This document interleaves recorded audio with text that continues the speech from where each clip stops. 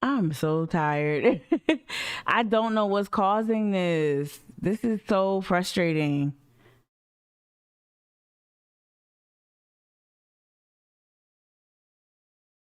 It says I'm back. It says I've been back for 33 seconds.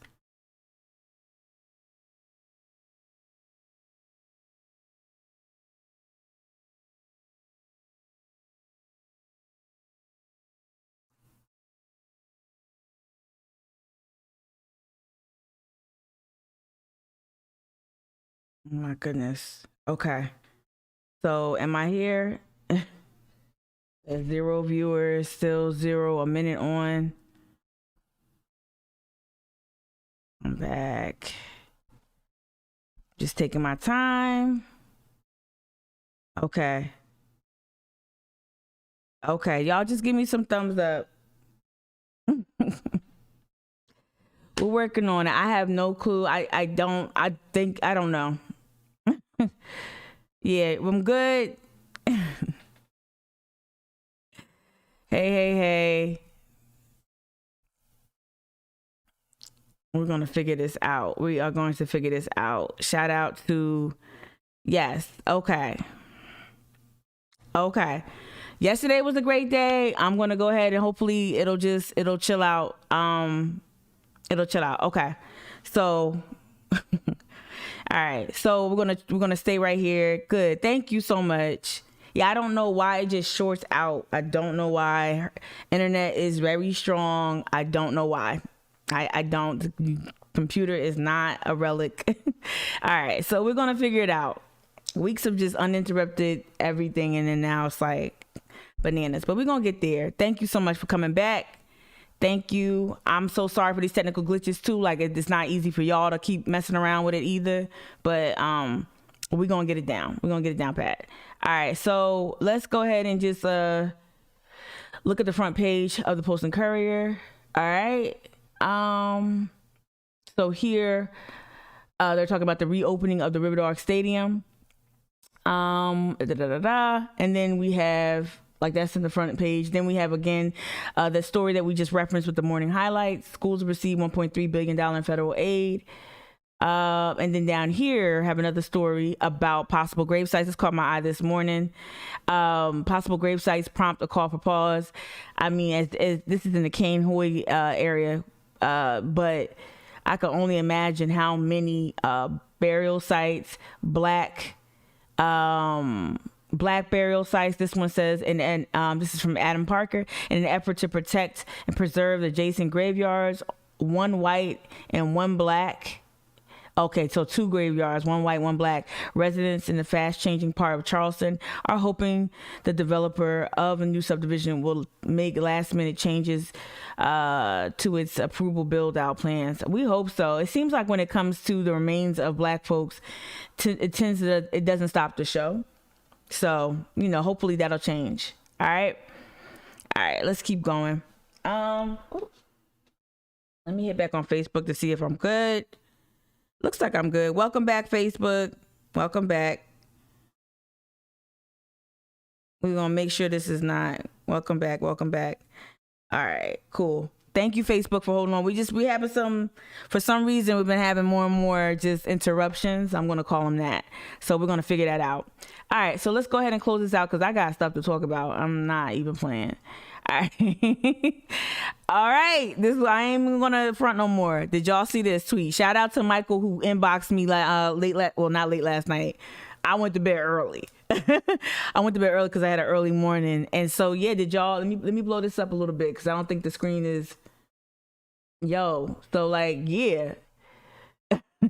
Finally, we got some indication. That perhaps me and Mcleod might be running. Hey, thank you, Jill. Might be running for governor, huh? So this is interesting. Look at this tweet, right? You see who this is? This is Jennifer Carroll Foy. Y'all remember Jennifer? I don't know if y'all remember her, like during the rise, during the Hillary Clinton and We Can Win and all of that.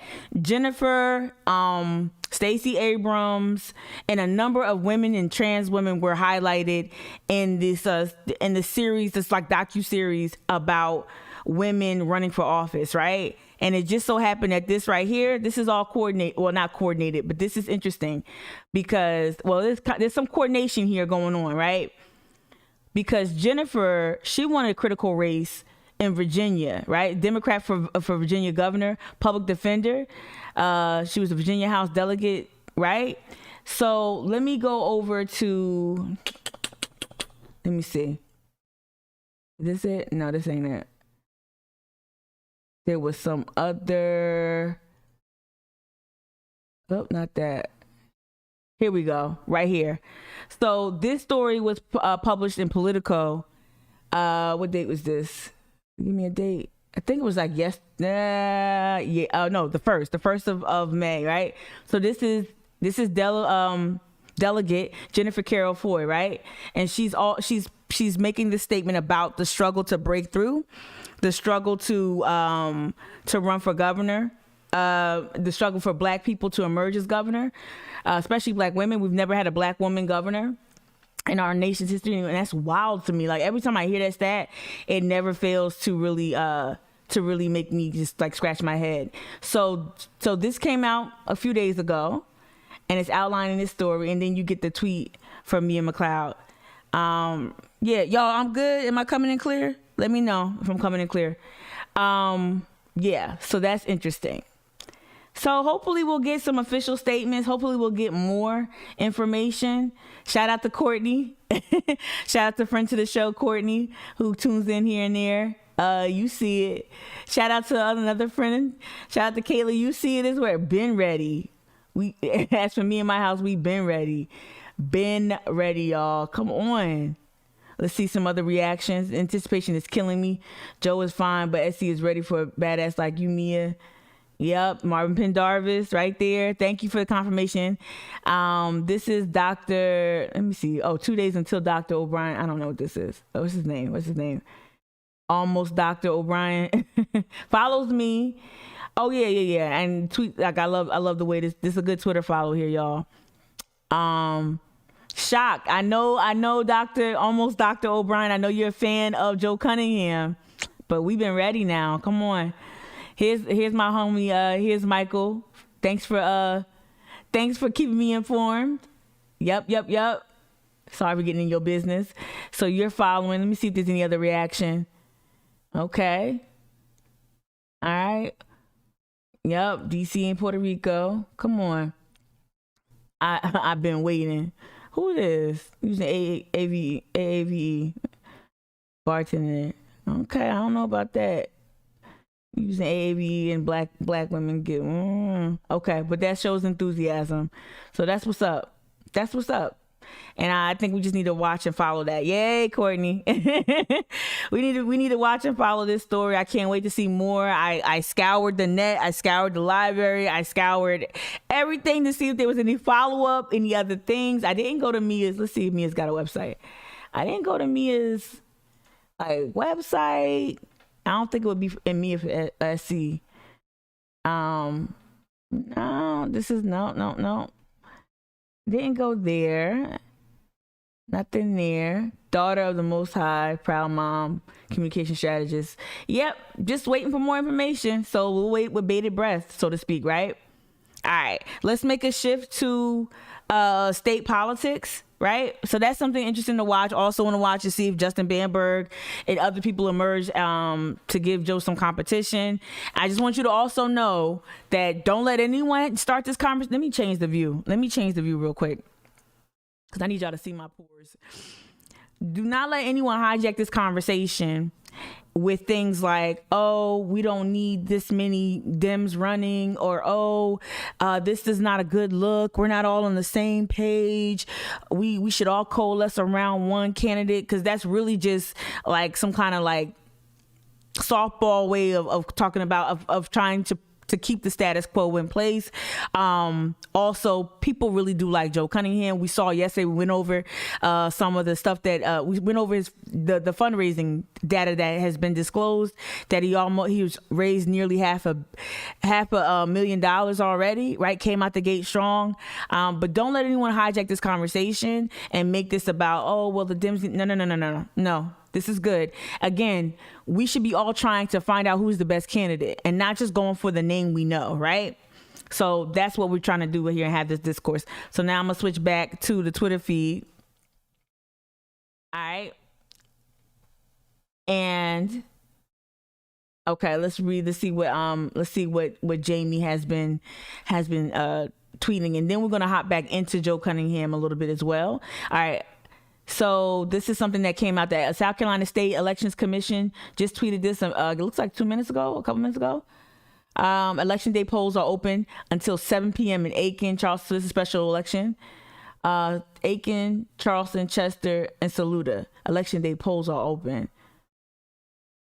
Okay. Is there an election coming on? Good morning, D. Good morning.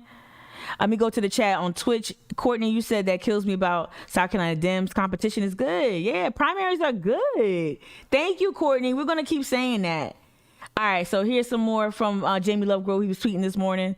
Punch Bowl News includes Rep. Nancy Mace on the list of possible successors to Liz Cheney. We already know that Liz Cheney, shout out to you, my followers who put me up on game. We already know that Liz Cheney, one of the most powerful, she number 3 in the House? Liz Cheney's the number 3 in the House. Of course, she comes from, the Cheney legacy, which, I'm not a fan of her or her father. So please don't confuse the coverage with fandom. Just do that real quick for me. But we already know that Liz Cheney has been helping and assisting with grooming Nancy Mace for the next for that I guess heir apparent role, which is weird because Nancy Mace doesn't have the leadership acumen. She doesn't have the poise that Liz Cheney has. Liz Cheney doesn't reduce herself to like little Twitter squabbles and internet beef. That's what Nancy Mace specializes in, being very small and reductionist. And she's oftentimes wrong, very wrong on camera, right? Thank you for adding that detail. Iron sharpens iron. You ain't lying.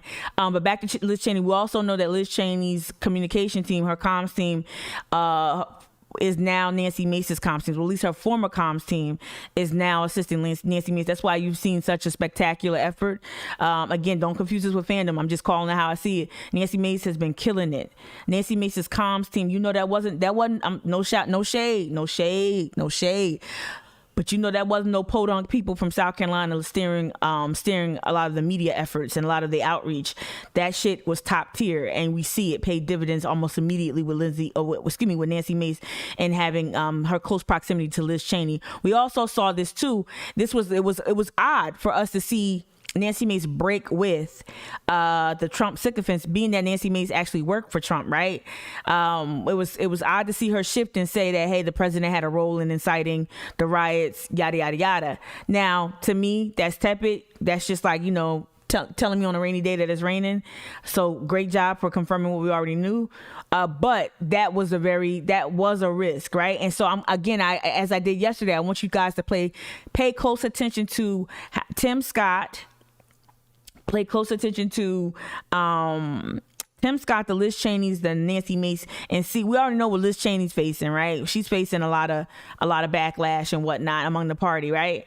And the party the party has been won by Trump. This is a Trump party right now.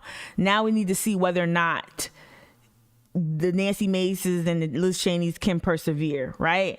Okay, Whiskey Neat, you says, and she's only in her first term. Feels like that's getting a little ahead of themselves. I do too. Let me keep reading this tweet from Jamie Lovegrove. It says, includes Nancy Mace on the list of possible successors to Liz Cheney as House GOP chair. All right. So Nancy Mace of South Carolina, Mace beat Joe Cunningham, who's running for governor. Mace has already had public-facing moments with leadership. What the fuck? She's also had public failing moments and inept leadership. She appeared at, sorry for having such a visceral reaction, but again, they were so skillful at concocting this image. They've been so skillful at concocting this image, and the Post and Courier is complicit in this, and helping make this a thing. Very much so. The Post and Courier is like help craft this, so there was a political agenda here as well. All right. Mace has already public facing moments with leadership. She already, she's appeared at news conference with the House Minority Whip, Scalise. And Scalise is all in for Trump. So that's going to be interesting. So we'll see. Great scoop by Jamie Lovegrove. Let me give that a Twitter like. Let's scroll down a little bit more, see if there's anything else that grabs my eyes. He's retweeting a headline from Post and Courier. Let's skip. All right.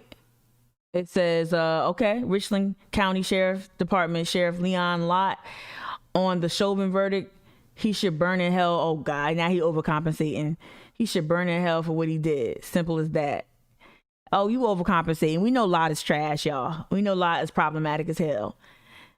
Here's one more tweet, and then I'm going to get off Jamie Lovegrove's his Twitter feed and hop over to Caitlin Bird and those, okay?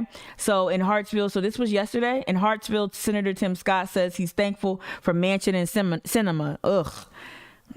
That's not good. Balking at Biden's $2.3 trillion infrastructure package. Says he'd support a $700 billion for traditional infrastructure. Fuck y'all. No, so also too, this is where bipartisanship goes wrong.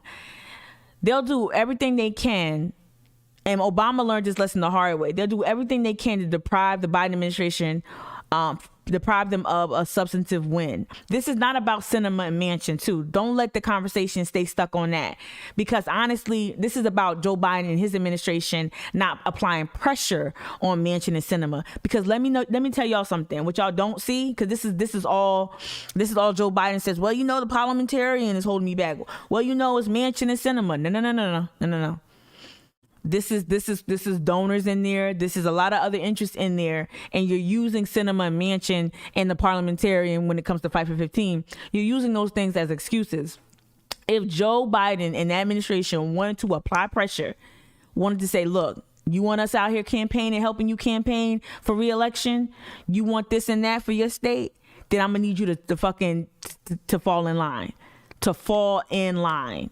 If Joe Biden wanted to crack a whip and use the full power of his White House to get them back in step, but best believe he could. And so I don't know what this is with allowing Tim Scott to occupy space in this conversation. I get it with criminal justice reform. That makes sense. But I don't get it why this is being allowed to happen. And we saw foreshadowing to this during the Sunday shows, like on Face the Nation, where Tim Scott was positioning himself to be a critical voice that the Dems need to listen to in regards to infrastructure, and a critical voice that Dems need to listen to when it comes to criminal justice reform. I don't think his points on either are strong, but I get the criminal justice piece, given the work he's done with Harris and Booker, the anti-lynching stuff, like all the easy softball shit. I get it. All right. But this is interesting to watch. And I just want you to know that. So when you think that, oh, Mika, you're too critical on Biden, and I need y'all to start watching this. I'm not saying I'm teaching y'all anything, but I really do. I want to invite you all to start watching it with a more critical eye. You don't have to be cynical, but understand that, well, is this really what's happening, or is there something else behind the scenes at play here? And I would offer there's something else at play here. But to allow Tim Scott to dictate what traditional infrastructure is, to allow Tim Scott or the GOP to minimize key aspects of this package, right? And to mischaracterize it as fluff or pork. We really need to push back on that and like, yo, stay in your lane. And who's in control here? Who's in control? Who's the majority leader? Like, who got the gavel? We got to start moving like we got power. This shit is frustrating. But Tim Scott is staying relevant and staying in headlines, because we this is where bipartisanship goes wrong. Bipartisanship too. I love how now, like, progressives have been making this argument. Bipartisanship does not just strictly mean will Mitch McConnell and those in the Senate and McCarthy and those in the House, will they get behind Democratic legislation? No, that's not. Bipartisanship is, how does this shit poll? How is this polling in Middle America? How is this polling with most people? Okay, most people want this. Okay, most people want an increase in wages. Okay, most people want better roads and bridges and whatnot. Okay, more people want more green jobs and training programs. Okay, that's bipartisanship. It's not being beholden to this obstructionist GOP party that has learned since the days of Newt Gingrich how to obstruct everything Democrat. Right? To me, it's just a waste of time. Right. And D, I'm seeing your last comment. Yeah, we aren't hearing from Schumer much. We're not hearing from Schumer much at all. I know he's been doing a lot of like Facebook. I think he made news for like his Facebook ad buys. He's been doing a lot of ad buys on Facebook, I think. I'm going to see if I can find that if I don't run out of time. All right, so I'm going to hop over again. I'm going to remind you, Caitlin Bird, former reporter with the Post and Courier, right? She's Enterprise reporter. I still don't know what that means. Caitlin, hit me up again via text and let me know what that. Help me define what Enterprise reporter means. If y'all know what it is, drop it in the chat. Keep me honest. But we're going to transition. I want y'all to follow Caitlin Bird. One thing I realized that I was doing was relying upon almost all male voices. And while we don't have parity in terms of people of color, black people covering politics here, from our traditional publications, we don't have that, so that's why you don't see me talk a lot about black reporters. We just don't have it here. I want y'all to follow Caitlin Bird. We're going to at least try to amplify some sound reporting from women journalists. This is a hurt piece right here too, real quick, and I'm gonna get to Caitlin Bird stuff. So this is a hurt piece right here. Not really a hurt piece, but so shout out to Sarah. Oh, she follows me. All right, so Sarah Coelho, she's leaving the Post and Courier. She's heading to the Charlotte News and Observer for their investigative team in early June. Oh, definitely. So I'll be up in her DMs though, trying to pick her brain. I want to do a post-mortem. Shout out Michaela Porter. If you're watching, Michaela Porter, I want to talk too. It could be off the record 100%. I want to talk about some things, but good. Shout out to Sarah. Sarah was on one of the few reporters live tweeting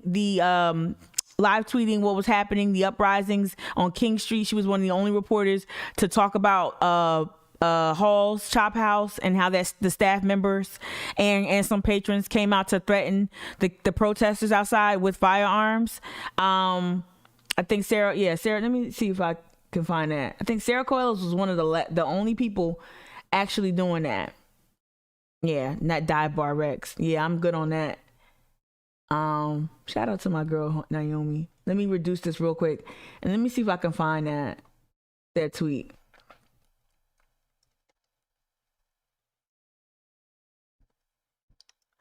Pause. Let's see. No. Let's see. Gun shots. Let's see. I don't know if this is gonna come up. I'll find it. I'll find it one day. We'll show. I won't waste time with that. All right. So let's close out this and let's hop over to. Yo, hi, this is so funny. So, of course, y'all know I'm a Jersey girl. So, you saw on the front page of, let me pull it up. The front page of, the front page of the New York Times today. I think I saved it. All right, here we go. Hold on. Let me switch monitors. The front page of the New York Times today. Trying to open it up. Here we go. I'm gonna move it over. Hey. Rev, let me ask you about something that's made some news over the past couple of days. Not quite there yet. All right, y'all bear with me. It's hard to move a PDF over. Oh my God. All right, it's not cooperating.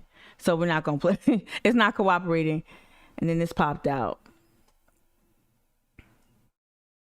Okay. All right.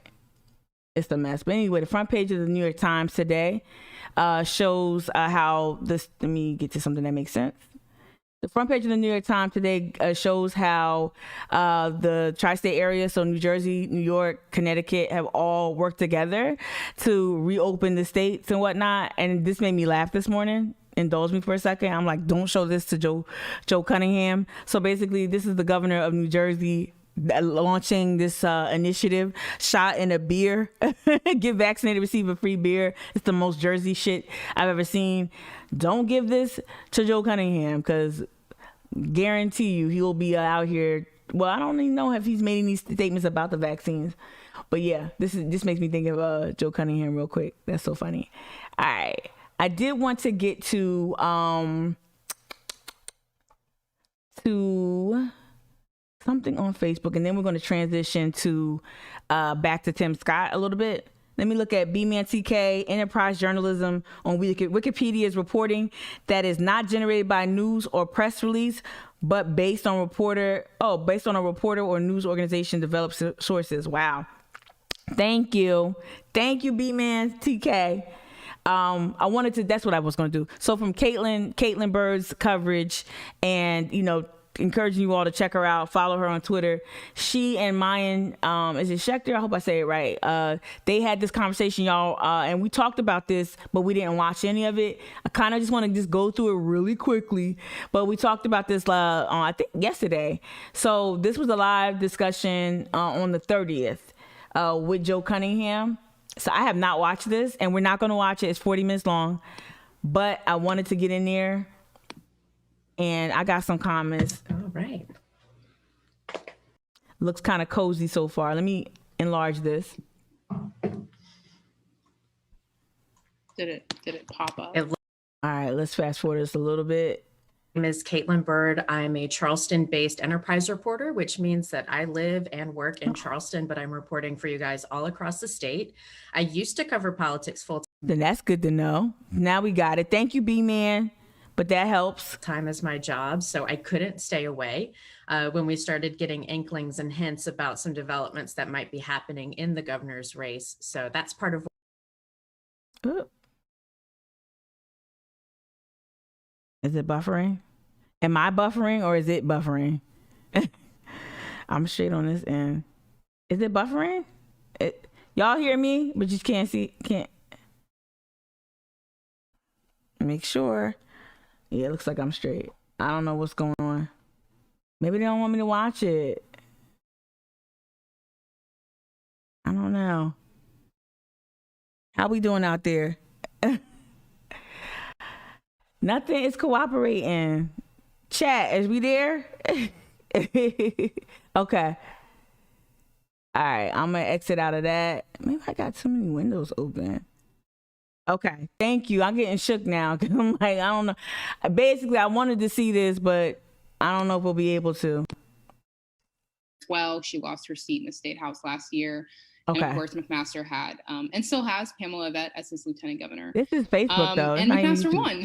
One pretty handed. Okay, let's see. Like I was mentioning, McMaster is the incumbent this time. Not only is he the incumbent, he also has the pretty outspoken backing of former President Donald Trump, who remains very, very popular in South Carolina among Republican voters.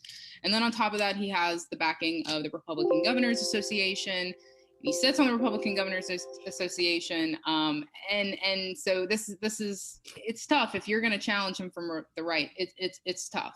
I mean, Lindsey Graham said he was backing him this week, too, even as he was calling Cunningham a formidable candidate. He was quick to insert, and I'm backing him being McMaster. So it's clear that he's shoring up also support from very important and influential members of the South Carolina delegation as well.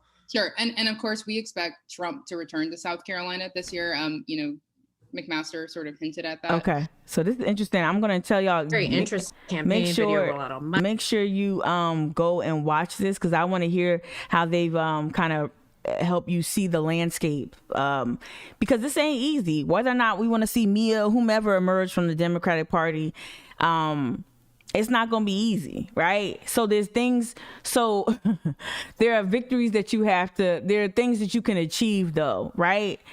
But to me, that's why I think, yeah, I started the show with that, D. I started the show with that before the interruption. I think before or after the interruption. Thank you, D. But yeah, so I want y'all to, so it's not going to be easy, but it's important for you all to understand what's at play and what the right is saying and what some of these reporters are doing. They're able to cover it in a way that we get past talking points, you get past biker for Trump rallies and really understand what's going on and what the opposition looks like. And then it also helps you see, are candidates running to win? Are candidates just positioning themselves to stay politically relevant? Are they winning with a larger strategy with the South Carolina Democratic Party in mind? These are all things that you have to kind of navigate when you're watching the coverage and when you're unpacking some of the coverage. This says 40 minutes. I'm going to fast forward and see when does Joe actually make it to the Well, does he? Do they interview? I think they interview him, right? Or are they just talking about it? Let me see. Let's see. Sometimes campaign ads are really interesting. I was under the impression that it's just different. Blueprint for what will happen. It's just a conversation the next time, because everything. And right now, the big question really. Okay, so I'm gonna go back and listen to this. This is right up my alley. So absolutely go and watch this to hear two women covering politics. It'll help get us past that bro culture that has seeped into our coverage of politics. You know that I think Thomas Novelli is capable, right? But I'm tired of Thomas Novelli being the dominant voice, right? And also too, there was some jockeying for position, and I think some erasure. Caitlin Bird has been, I've seen it up close and firsthand since the beginning of the Trump presidency. I've seen Caitlin Bird cover the hell out of South Carolina politics. I have a lot of respect for Caitlin. She got one thing wrong, which I think it was her editors kind of played her with the story regarding Bree Newsom, where a story regarding the Mother Emanuel retrospect, and they completely erased Bree Newsom, which is something that a number of publications throughout the country have done. They've erased Bree Newsom's her protest, her demonstration, her harrowing feat. They've erased that from the conversation, and from the retrospect. And even there's some black people who have chosen to ignore Bree Newsom and how her contributions to that conversation. That's the one thing Caitlin got wrong one time. But I think her editors probably played her with that. But other than that, nothing has really been suspect from Caitlin, and I'm hoping that her career flourishes at the state newspaper, because she ain't no one to fuck with. Like, she's really thorough. And so it's time to kind of just balance this shit out a little bit. You know what I'm saying? Like, just had to balance it out. All right, so I'm going to bounce out of that. I thought that was with Joe, the way they hyped it up, but they're talking about it. I just can't wait till we see some black and brown people, right? I can't wait till we see some black and brown people talk about this too, because then you're able to ask certain questions at public events. You're able to frame the news from a different perspective, and we're kind of force fed these very limiting perspectives, and we don't have that representation here, right? All right, one thing I want you to keep your eye on. I know I'm not playing a lot of videos yet, but I'm gonna get there. One thing I want to keep your eye on: use your library card. Check out this. This is Post and Courier. It's not even the state. Check out this story from the Post and Courier. I think it will become more anyway, use your library card. It says May 5th. It's the 4th, so I don't know. But more than $100 million in earmarks included in South Carolina Senate budget proposal, y'all. So what it does is it goes piece by piece, representative by representative, county by county. You see a lot of earmarks, and this is something that I think is worth your time. Right. That's a good argument for Mia. What you mean, B-Man? So yeah, go through this, research this story. It's about the $100 million in earmarks, so you can see what people have prioritized. Perhaps this also gives you a look into perhaps who some people's friends are, right? Who people's friends are around the state. Where people, like, I know this is Greenville because it's the Phyllis Wheatley Center. Shout out to the Phyllis Wheatley Center. But it gives you a peek as to where people's interests are. If I'm wrong with that, y'all let me know. What do earmarks mean to you, right? Right? As we see, like, all these politicians. Marlon Kempson, Charleston, Mother Emanuel Foundation, Capital Infrastructure, $2 million. All right, that's Marlon Kempson there. Republican Hugh Leatherman, Continuing Regional Education Center, $1.5 million. Lake City, There's body cameras, Florence County Sheriff's Office, $1 million. Jesus. South Carolina Military Museum, $500,000. Sumter Opera House, $15 million.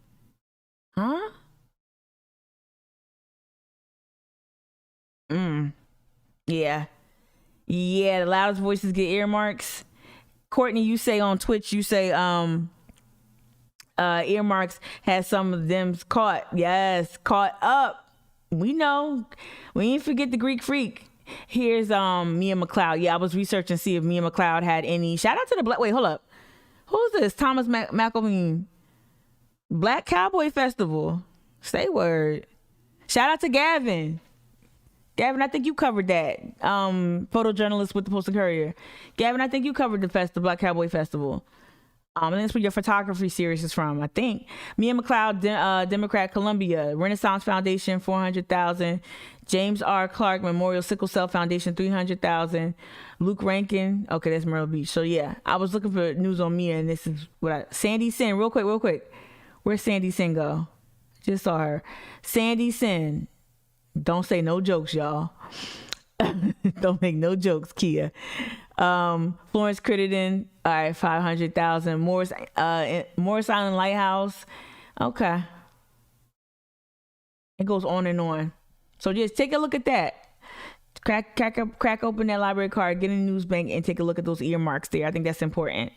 All right, let's hop over to some more react. Let me see what I got here. So just for the record, I don't spend a lot. So Kia, shout out to Kia. we're gonna start now. We're gonna cover Tim Scott, and again, I want to incorporate more black journalism or black punditry, black political hot takes. You know what I'm saying? We're gonna do that more and more here. We did that last week with more Roland Martin information. Yeah, that black. I haven't been to that rodeo, but I want to get there. All right, so let's play this piece because Kia, you put me on. Was it Kia? No, D. Kia put me on about another clip. D, you tweeted me. You texted me about this clip last night. So I'm going to play this from Joy Ann Reid about Tucker Carlson. Again, I want to just remind y'all that we had a Democratic elected official in South Carolina willingly appear on Tucker Carlson, completely to me, going off script, going rogue, doing dumb shit by going on an avowed white supremacist show. He's so blatantly white supremacist that white journalists are now calling it that. Like, they're not even, oh, well, it's right wing. No. White supremacists, white nationalists. You've got white mainstream journalism finally catching up and calling it what it is. So just so you know that Caesar McKnight, I'm going to keep calling you out for that fuck shit, because that was just, you were out of pocket, and the party should have came down on your head, and if they didn't, they ain't shit for that. But I hope Caesar McKnight caught some hell for that bullshit, for going on Tucker Carlson, especially given his views. But let's let Joy talk about it. Let's let Joy say it. So just for the record, I don't spend a lot of time watching Fox News or the BS Factory, as CNN's Jim Acosta more colorfully dubbed them this weekend. I didn't see it. I didn't see the clip yet. I prefer my news and information to be grounded in reality rather than monetizing my amygdala to keep me on edge and buying my pillows in gold. However, according to Media Matters, The Root, Crooks and Liars, and others who watch Fox News so you don't have to, at least 3 times in the last month. Well, Tucker Carlson took time off from badgering strangers in parks and bouncy houses to demand that they show him their children's unmasked faces, to refer to moi as the race lady. The race lady. Why would he call me that? I used to run track in high school, but honestly, I'm not that fast. So what else could it be? What else could it be? Watch The Race Lady on MSNBC. Harvard-educated but totally oppressed, and absurdly racist claims, says the race lady from Harvard. Joy Reid, the race lady over at MSNBC. Here's the race lady from MSNBC finally putting her Harvard degree to work. Oh, wait a second, Harvard-educated race lady? Now you're really confusing us. Well, Joy Ann Reid, the race lady over on MSNBC, took a quick break from haranguing Whitey yesterday. I just want to pause it right there. Seriously, I didn't know he did this, I didn't know he had this name for her. But again, I did know he had major disdain for Joy Reid. That alone, Caesar McKnight, I'm sorry, I'm not going to let it go. That alone, Caesar McKnight, like when you see a white man disrespect a black woman so publicly, and it's not the only black woman he disrespects, right? And remember, Bill O'Reilly loved to come at Maxine Waters and everything.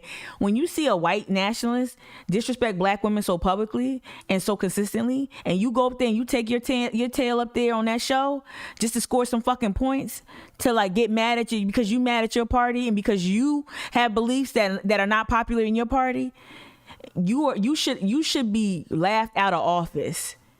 And I just want to say that. Like at some point we got to start showing some damn loyalty. If you don't get down with trans issues, well, to hell with you for that. But what you could at least do is keep your fucking mouth shut and stay on script. It really pisses me off to see a black elected official go on this show willingly and really didn't get no blowback. Somebody should have subbed him. Somebody should have got at his neck.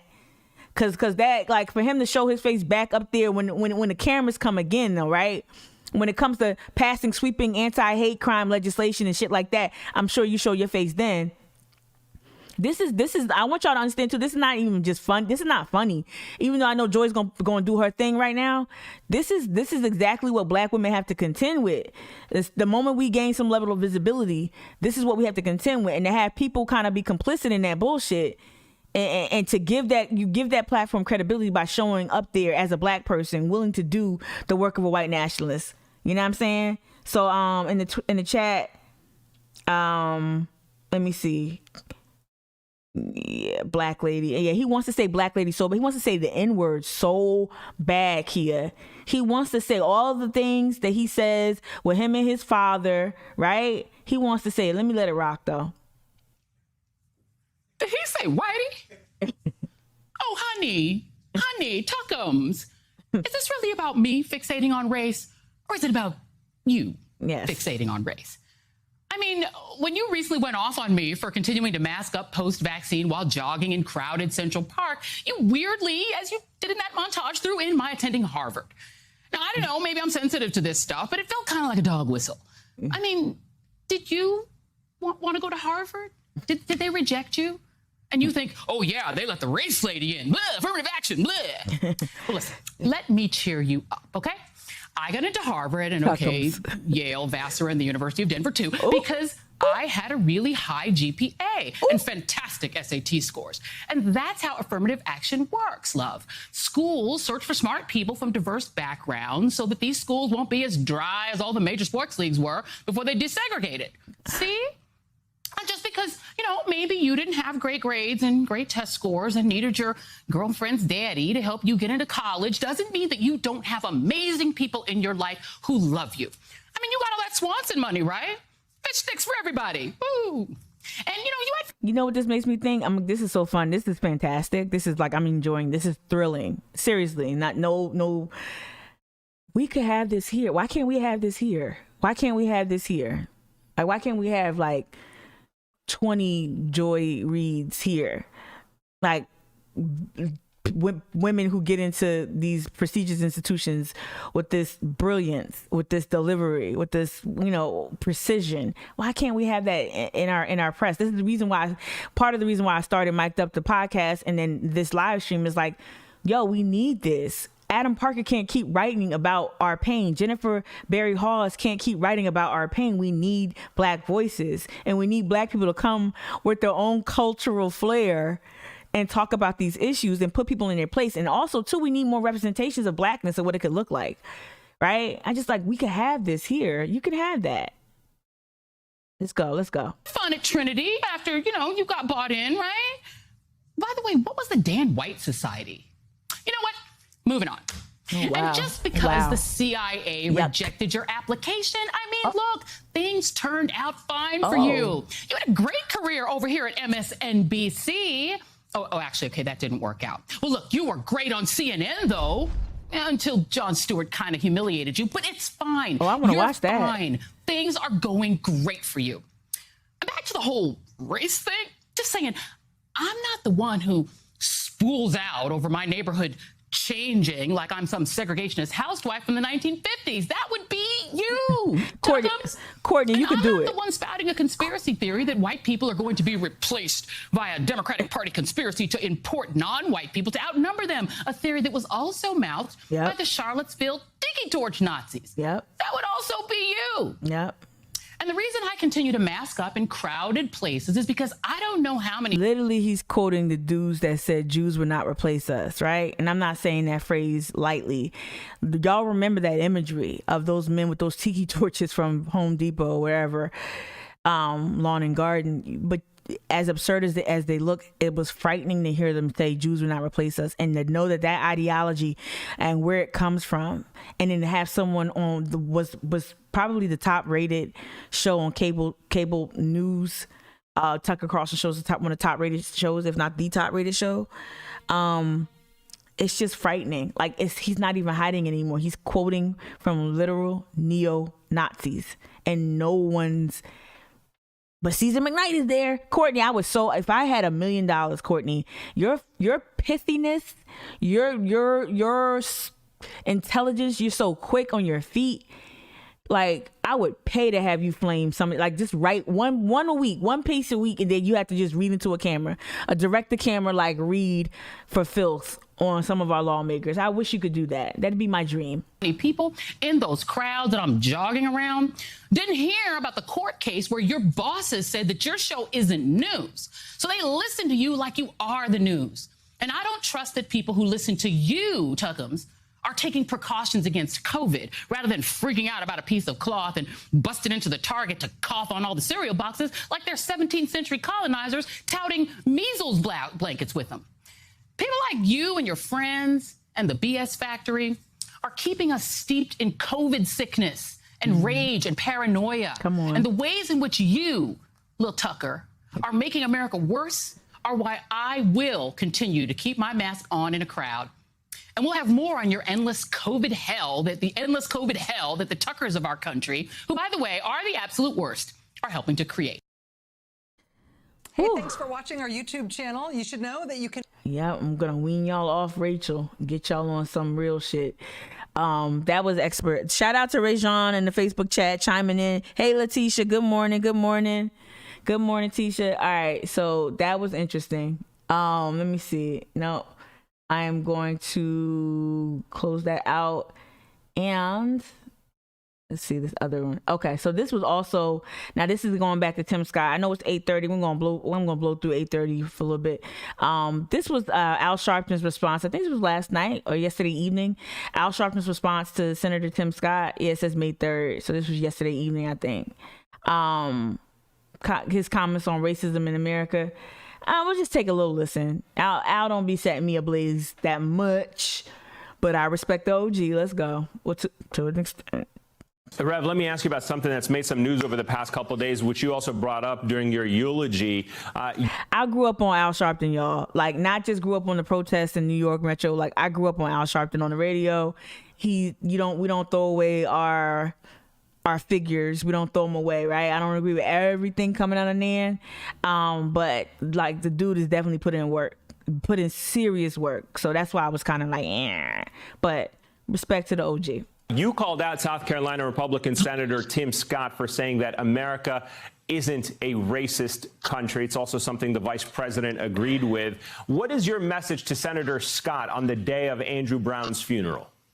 That was yesterday. The day of Andrew Brown's funeral, I say to Senator Scott, what are you talking about? Are you talking about Americans are not racist? Certainly not all Americans are not racist. But when you deal with the systemic racism in this country, from its inception to the inequality that is still there now, from levels of unemployment to education to the criminal justice system to mass incarceration, how can you say that is still not based on racism? Either we're dealing with racial inequality because blacks can't compete and can't equal what whites do with merit, or we are still dealing with institutional racism. So he needs to distinguish, what is he talking about? Is he talking about the American people, or is he talking about a system that is still rendering unequal and unfair results? Okay. Hey, thanks for watching our YouTube channel. You should know that you can follow. Okay, so that was interesting. Just to hear a little bit more pushback. Tim Scott got everybody talking, so that was interesting. I had the Washington Post up. I think we're talking about, so this was again talking more about, before, like, after the interruption, talking more about the race for governor. Now that Mia has entered the race, right? Oh, this is something that came up. I mentioned this yesterday during the live stream. I'm going to switch camera views real quick if I can. All right, so I'm gonna switch. So I mentioned that I had a conversation with a friend, a former campaign manager here in South Carolina. He helped lead the Mary Garren for Congress campaign some years back. And now, so Phil Dudley and his wife Katie are now in California, in Los Angeles area, and he's supporting an amazing candidate. I'm actually going to show you all how I think she's amazing. What I think is really awesome about her, she's running for school board, and out there, that's like a blood sport. But Phil and I talked about as now we see Mia positioning herself to go ahead and make her announcement to be a Black woman running for governor in a deeply held GOP state, right? It's this larger conversation about, we need another Stacey Abrams. We don't need another Stacey Abrams, y'all.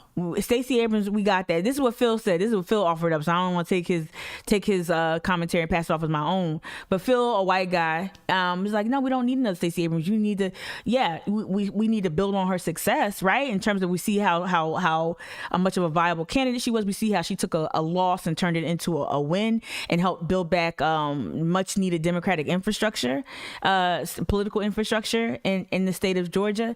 But we need our own versions of we don't need our own versions. We need our own heroes.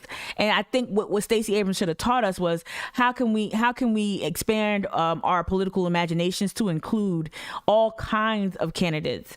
But when it comes to Black women and Black women's leadership, how can we open up our imagination, our political imagination, to entertain another kind to entertain another type of leadership. And I think that's what Stacey Abrams should have inspired. And so that's why I think, when the Captain Saber Joes were so vocal about Joe Cunningham's candidacy, my part of my response was, why y'all not like looking for anyone else? Like, why y'all continue going to this known quantity that wasn't really stellar to begin with, right? Like, why can't your political imagination include other candidates? Like, no one ever, like, I didn't see a lot of chatter around, I wonder if someone else would run, or, hey, I was looking at, you just saw them like, oh yeah, that's it, I'm all in, he's running for governor, that's it, I'm on team Joe. No, like, we have to start like looking for and making an argument for and talking about what different types of leadership, not even just like Black and white, like, why do we have to have cisgender candidates, right? Why not? Like, it just needs to look more inclusive. It needs to be more expansive, and our political imaginations need some major work, right? Need some major work. Shout out to y'all on Facebook for the love and validation. Courtney, you say here on Twitch, it feels like all the coverage I've seen glossed over Kamala's comments. They did, and her comments were trash. Going back to that, her comments were trash. She really flubbed that. I'm like, yo, Kamala. I mean, I didn't even want to revisit it, Courtney. That's how bad it was to me, right? I didn't want to revisit it. All right. So yeah, Pence was here 3 days ago. I was gonna play that, but I don't have the stomach for it. What we will do is let's go see some local headlines real quick as we careen this car back and forth. All right. Let's see if there's any headlines. We already talked about Sanaa yesterday. That's a really sad story. There. Okay, so we talked about this, I think, a little bit about the federal aid coming to restaurants. This is more of a Columbia, Richland County focus. The severe weather yesterday was bananas. I hope folks are safe or being safe. I want to make sure. Let's see what their morning headlines are. Hold up. Let's see what their morning headlines are. This is how many minutes? 3 minutes. All right, let's get you caught up with everything you need to know to start your Tuesday. First, a notorious kidnapper from right here in the Midlands has now died in prison. Vincent Philyaw is his name, and he was sentenced to more than 400 years in jail in 2006 for the kidnapping of a 14-year-old Kershaw County girl. Following her abduction, Philyaw held that teenager captive for 10 days in the woods in an underground bunker about a mile from her home. She was found by outsmarting him. She got his cell phone and sent messages to her family, letting them know where she was. At the time of his death, a 51-year-old Philyaw was being held at the McCormick Correctional Institution.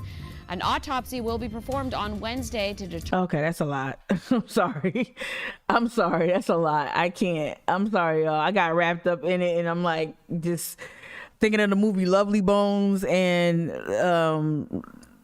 Silence of the Lambs. That's just sad. I can't. All right, let's go real quick. WCBD. Jeez, I got like, oh my God, my stomach started hurting. It's 400 years. That's like, that sentence was, I ain't saying nothing, but the sentence 400 years is, that's a lot. Let's see if there's anything here. Oh no.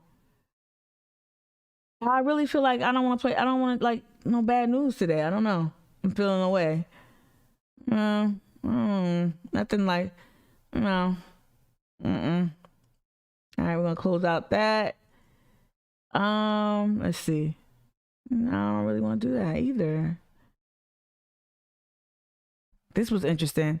So, as we saw, oh my God, Kid, the moderator just, you be writing some wild stuff because the moderator on Twitch do not like when you do not like what you write. I'm gonna approve it, allow it. Moderator be on your neck here. Yeah. Jeez. Damn, those sentences, yeah, it's crazy. I don't know. Y'all know I don't, jail is not the solution for me, so doesn't mean I don't want kidnappers to go, tra la la la la, but it's just disgusting. All right, so this is something that I'm using my Political Pro access for my job. So basically, looking at some of the political landscape, it looks like I've been looking at, of course, Pence is going to try his hand at 2024, which is interesting because I think he's largely seen as a pariah, right? I don't know. He's still very loyal to Trump. But the way the insurrection went down, I don't see him. I don't see it. But he's out here. He's here in South Carolina, right? This was South Carolina. Former Vice President Mike Pence is setting out on a cross-country fundraising swing as he begins to increase his public profile ahead of the 2024. This is interesting. What does Tim Scott feel about that?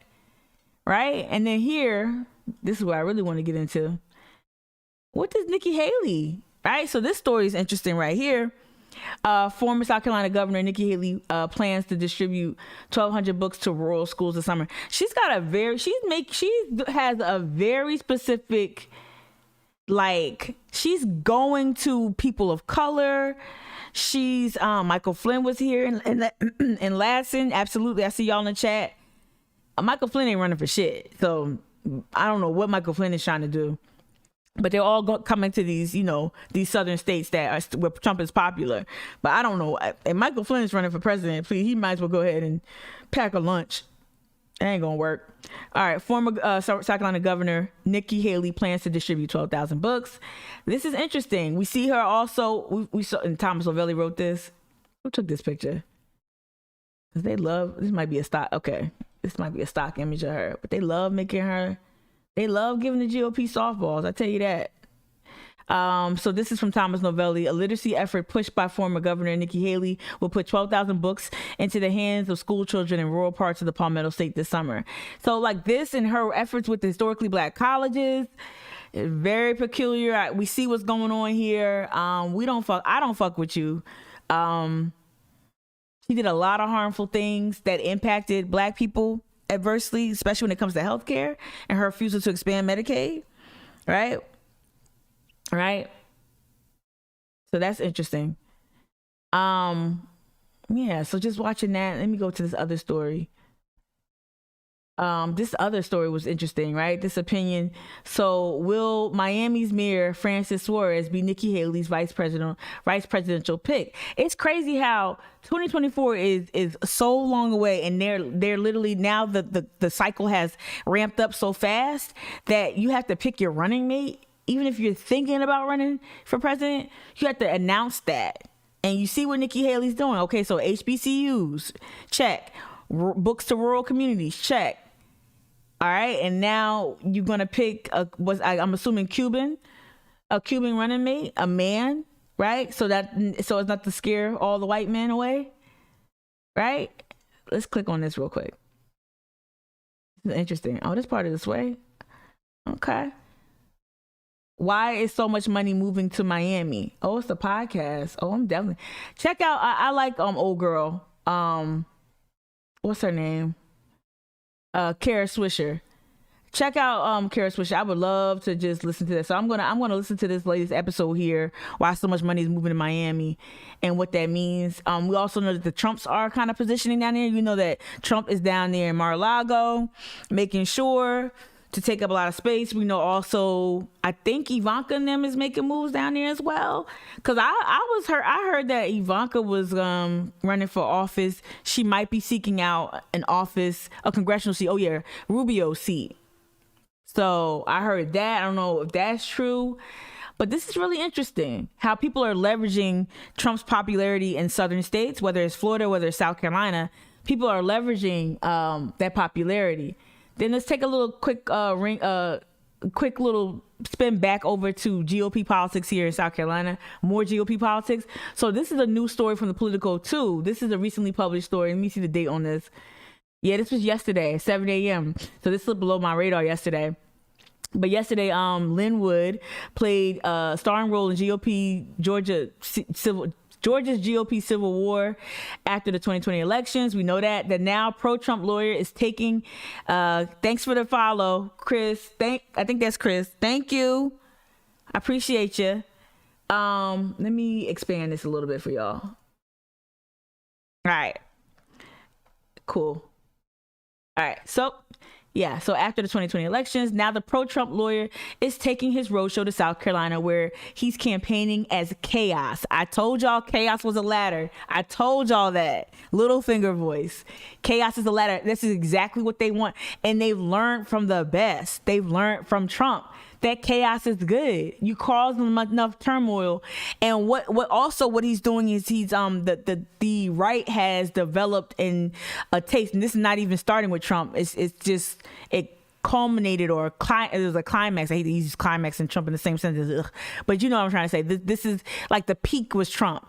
So it started with like the Tea Party, the Sarah Palin's, Newt Gingrich, if you want to even go further, but before that, right? Newt Gingrich, then the emergence of the Tea Party, the attacks on Obama that were steeped in racial animus and discrimination, right? We see that, and then you see this utter and sheer chaoticness just really take hold. So the GOP, not just exclusive to this state, throughout, have this penchant, have this taste for blood, for like it almost looks like they're chasing a high. It feels, if it's not as chaotic as the 4 years of the Trump administration, they don't want nothing to do with it. So Lynn Wood is being the savvy snake oil salesman he understands what the market is, and he's giving the market what they want: more chaos. So it'll be great. So people who play footsie, people who knew better, who played footsie with Trump and Trump's politics style and never admonished it, never stood up against it, right? It's going to be funny to see how they interact with Lynn Wood if he is successful in kicking McKissick out off the scene. He already got under McKissick's skin, and that's the thing. He got that optic. He got that video of that like that head-to-head shit, right? And this is going to win. And then you saw him at the Bikers for Rump rally. Shout out Gavin. Gavin, I think he was doing something with that picture. He looked like Bikers for Rump. Gavin, it look like I ain't gonna say nothing, but I'm saying something. But yeah, you just see him positioning himself strategically. He knows where to go to too. He's going to the QAnon faction. He knows how powerful that is, right?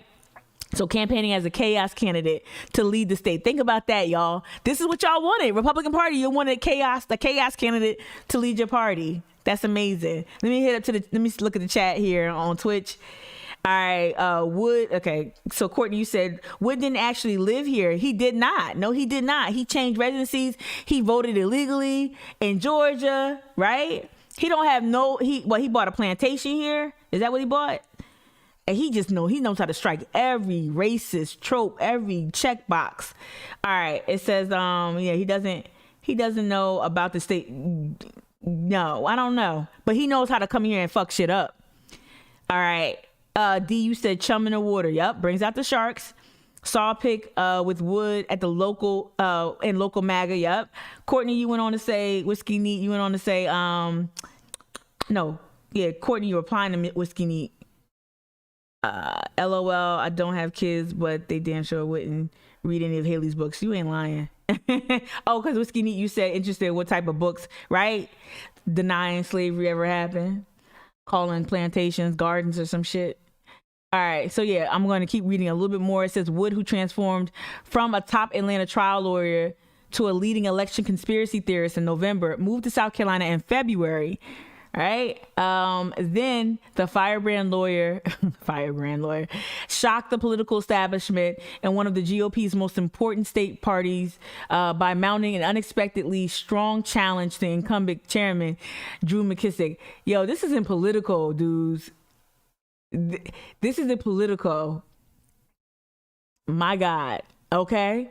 All right. So y'all check this out. This is not behind a firewall as far as I'm concerned. As far as I know, rather. Linwood's smash mouth bid to become South Carolina's party chair is rallying one of the Republican Party's most important states. Please go off the rails. Please go off the rails. Please, you and Lindsay just go at it. Who loves Trump the most? Please keep doing it. Now I'm saying that, and it's gonna mean some unintended consequences for us. But just keep y'all being yep. It's the party of Trump.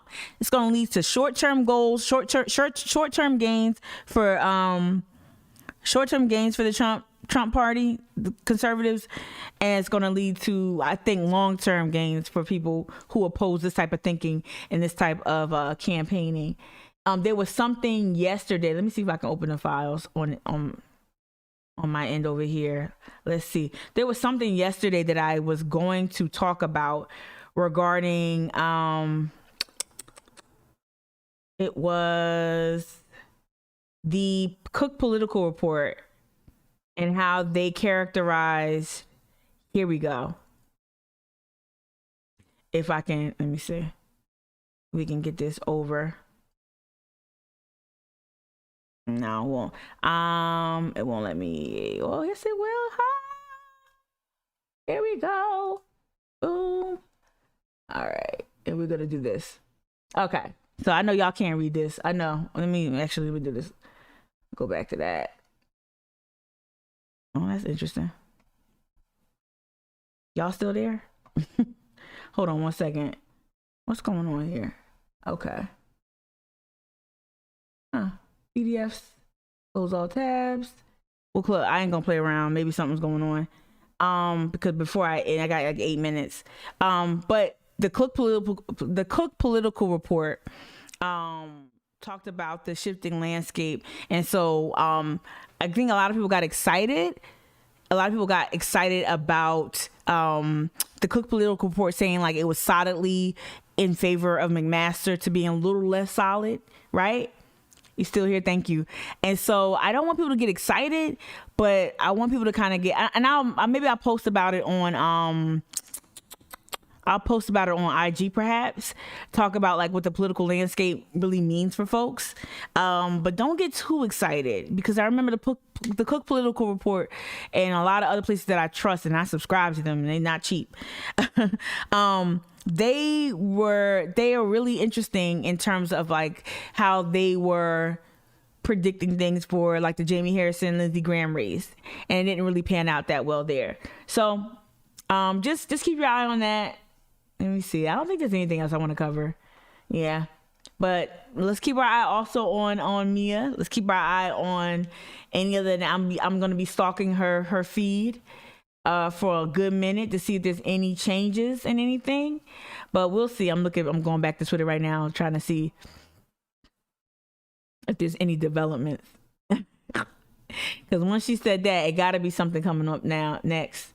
Yeah, so we'll see. That was 8 hours ago. So we're waiting with bated breath. I'm going to go ahead and call it a day here. Thank y'all for coming back after I'm starting to think this is just like a streaming thing. But cybersecurity is being worked on behind the scenes. So if there is anyone out there, hi, bye. It's going to come to an end soon. But I think streaming is really intensive on your computers and whatnot. So I think it's that. I think I might just have to get a separate laptop just for streaming. So another like a gaming PC or something like that. But thanks for rocking with me. Thanks for coming back. Thanks for sticking with it. And yeah, please share this show when it comes out every morning. I appreciate y'all. Y'all could be anywhere. Y'all could be anywhere else, but y'all are here rocking with me. Yeah, be safe out there, y'all. Thank you. Oh, order your Cinco de Mayo salads from Verde. Stop, Kia. They got Cinco de Mayo salad. I ain't been in there. It's like $14 for a salad. I can go to Trader Joe's, give me some grains and heat them up and put it on top of my salad. Let me stop. Verde be like $15 for salad. No, I can't do it. Not for green stuff. All right, y'all. Take care of yourself. All right, take care. See you tomorrow, 7:30 to 9. All right, Kia. Bye.